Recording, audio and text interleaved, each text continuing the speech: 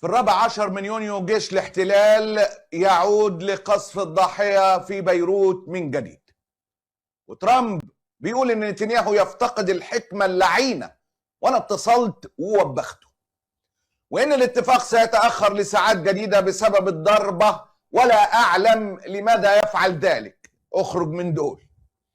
هل سينجح نتنياهو في خطته في افساد الاتفاق وان تعود الحرب من جديد، ام ماذا سيحدث؟ جيش الاحتلال يرفع الجاهزية في مواجهة الضربة الإيرانية المحتملة، ورئيس البرلمان الإيراني أمريكا ليس لها إرادة أو لا تستطيع الالتزام باتفاقها. السؤال الأبرز الآن الذي يسأله الجميع: ما حقيقة الخلافات داخل إيران؟ نائب رئيس لجنة الأمن القومي بيظهر على وسائل الإعلام الرسمية الإيرانية ليهاجم بشراسة وثيقة التفاهم.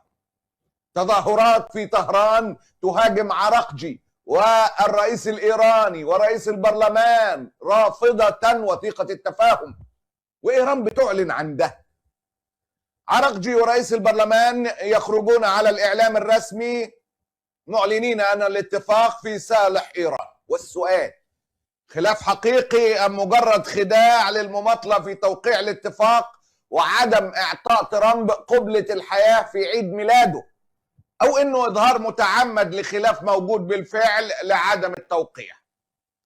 وترامب يشبه مكة المكرمة بالقمامة، والأنظمة العربية والإسلامية كالعادة في صمت مطبق. أهلا بكم في مع معتز.